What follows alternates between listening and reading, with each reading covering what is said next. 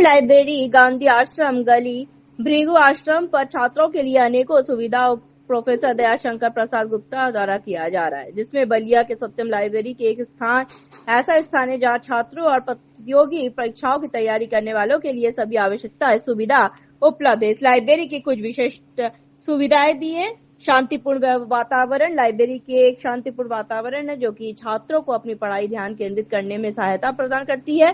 उचित बैठने की व्यवस्था है, साथ ही पूरी तरह से एयर कंडीशन है, सीसीटीवी कैमरे में सुरक्षित है, आरओ मिनरल वाटर भी है, हाई स्पीड वाईफाई भी है और नए पेपर व पत्रिकाएं भी है, जिससे प्रतियोगी परीक्षाओं की तैयारी सत्यम लाइब्रेरी में सभी प्रकार के प्रतियोगी परीक्षाओं की तैयारी के लिए आवश्यक संसाधन के लिए उपलब्ध है।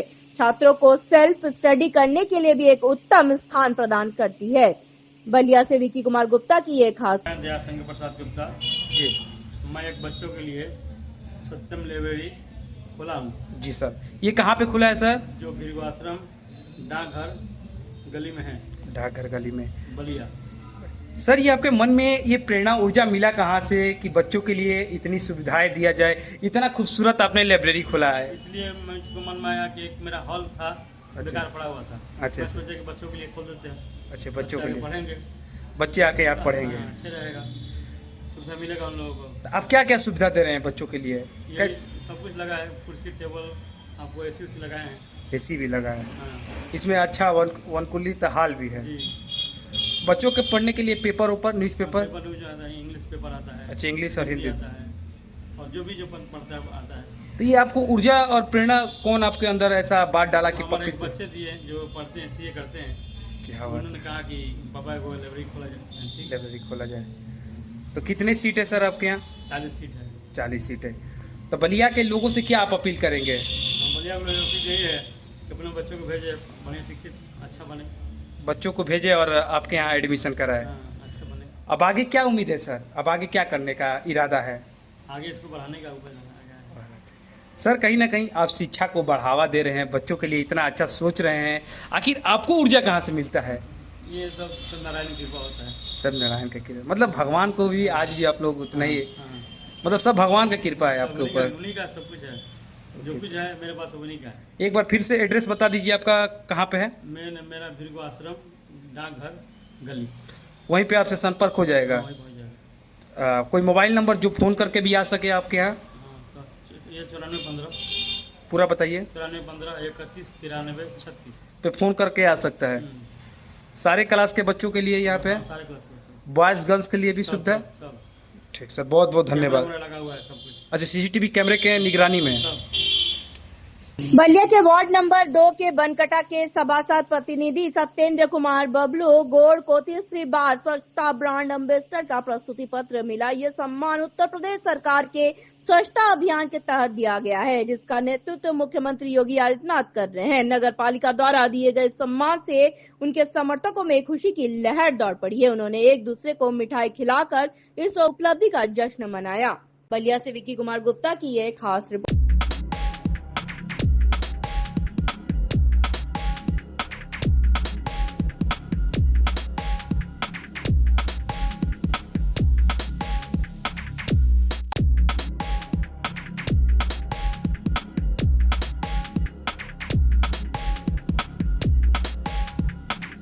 मेरा नाम सत्येंद्र कुमार बबलू है और बनकटा वार्ड नंबर 2 से दूसरी बार हमारी पत्नी संगीता देवी सभासद हैं। सर, इस समय आपके वार्ड में देखा जा रहा है कि बड़ा खुशी का माहौल है, लोग आपको बधाइयाँ दे रहे हैं, मिठाइयाँ खिला रहे हैं। जी जी। आखिर ये कैसा बधाई चल रहा है? आप मिठाई आप वो आकर लोग घर पे खिला रहे हैं? देखिए, ये जो बधाई है मोहल्ले की सम्मानित जनता के वजह से और सहयोग से ही हो पाया है। स्वच्छ भारत मिशन का जो सर्वेक्षण भारत सरकार के यशस्वी प्रधानमंत्री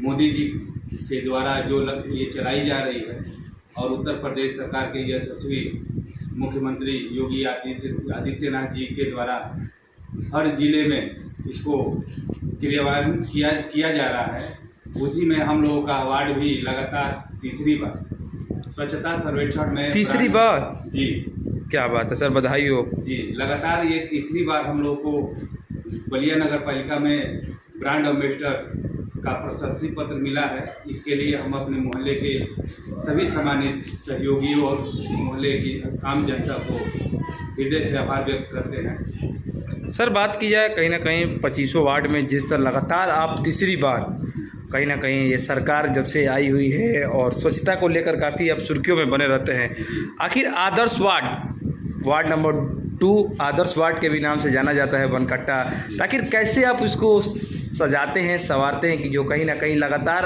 आपको अवार्ड मिलता जा रहा है सर? जी देखिए, इसमें सबसे बड़ा रोल हम लोग हमारे सहयोगी और मोहल्ले की आम जनता का है, जिन्होंने मेरे कहने पर कि यहाँ पे कूड़ा न फेंकिए, यहाँ अन्यत्र जगह किसी प्रकार का सामान न फेंकिए, इसका हम आए दिन और मोहल्ले की सम्मानित जनता से इस पर बैठ करके वार्ता भी हम लोग करते हैं कि कैसे अपने मोहल्ले को साफ सफाई और स्वस्थ किया जाए, ताकि आने वाले समय में हम लोग का वार्ड नगर पालिका की गजेटियर में मलिन बस्ती में अंकित है, लेकिन मोहल्ले की सम्मानित जनता के सहयोग से हम लोग का वार्ड मलिन बस्ती से आदर्श वार्ड और आदर्श वार्ड से श्रेष्ठ वार्ड की ओर प्रगति में हम लोग अग्रसर हैं। तो सबसे बड़ा जो बात की जाए कहीं ना कहीं इस समय जो वर्तमान की स्थिति है, लोगों को समझाना बहुत बड़ा एक चैलेंजिंग माना जाता है सर। जी। और उस कंडीशन में आप सर लोगों को अपने साथ सहमति बनाकर और अपने वार्ड को एक सुंदर और स्वस्थ वार्ड बनाने में लगे हैं, तो आपको ऊर्जा मिलता कहाँ से है सर? ऊर्जा कहीं ना कहीं 25 वार्ड है, 25 वार्ड में कई वार्ड तो सर सो भी गए हैं, ऐसा लगता है। जी ऐसा है। देखिए, इतिहास से आदमी को सोच मिलती है, सोच से आदमी को ऊर्जा मिलती है, उस पर काम करता है। भारत में स्वच्छता के जनक संत गाडगे जी महाराज जी को माना गया है और उन्होंने पूरे भारत में स्वच्छता का अलख जगाए और उनसे प्रभावित होकर के बाबा साहब डॉक्टर भीमराव अंबेडकर जी उनके साथ कदम से कदम मिलाए और आगे बढ़ कर के उन्होंने भारतीय संविधान का रचना भी किए और आने वाले 14 अप्रैल को श्री जटाह बाबा स्कूल के पास जो आरओ मशीन है वहाँ पर हम लोग लगातार ये 8वीं बार होगा कि बाबा साहब का जयंती हम लोग पूरे मोहल्ले के आम जनता के साथ मिल करके खुशी से इजहार करते हैं और मिठाइयाँ भी खिलाते हैं। जी बात करें सतेंद्र जी, आप पूरा बबलू गोंड लिखते हैं गोंड, इस समय गोंड को लेकर काफ़ी चर्चाएं सुर्खियों में बनी हुई है। आज लगातार 98वां दिन, मतलब 60 दिन में 2 दिन कम है, लगातार आप लोग धरने पे बैठ रहे हैं। कहीं ना कहीं चुनाव लड़ना रहता है तो आप लोग को बैकवुड को जाति को आपको टिकट मिल जाता है। जी। लेकिन ये सर एक चैलेंजिंग आप लोग के परिवार के साथ बना हुआ है कि कहीं ना कहीं गौड़ जाति के हैं तो उनका आय जात निवास नहीं बनेगा जी। ताकि ये क्या है और क्या जिला प्रशासन से आप मांग करना चाहेंगे? आप कहीं ना कहीं एक सभासद भी हैं। जी देखिए, भारत सरकार द्वारा जो भी गजेटियर है और माननीय भारत सरकार के राष्ट्रपति द्वारा हम लोग के समाज को जो भी योजनाएं हैं आती हैं और समय समय पर हम लोग का जाति प्रमाण पत्र बनाने के लिए भारत सरकार और राज्य द्वारा शासनादेश भी जारी होते रहते हैं, लेकिन ये जो जिलाधिकारी महोदय हैं पता नहीं किस बात का इनको नहीं, क्या लगता है कि सर जिला प्रशासन इसमें कहीं लिप्त है या इसमें कर्मचारी कहीं ना कहीं इस चीज़ों को? ये जिला प्रशासन और कर्मचारी दोनों लोग लिप्त हैं। अभी 20,000 देंगे किसी दलाल के मार्फत तो वो बन जाएगा और नॉर्मल आदमी दौड़ते परेशान है, नहीं बन रहा है। तब आगे कदम आप लोग क्या उठाएंगे? देखिए, हम लोग यहाँ अब राजनीति से हट करके एक सामाजिक संगठन भारतीय अनुसूचित जनजाति छात्र संघर्ष समिति जो कि छात्रों की संगठन है, इसके बैनर तले एक बड़ा प्रदर्शन की तैयारी हो रही है और इसमें केवल छात्र नौजवान ही रहेंगे, किसी भी राजनीतिक व्यक्ति का इसमें जुड़ाव नहीं रहेगा। ठीक सर, बहुत बहुत धन्यवाद।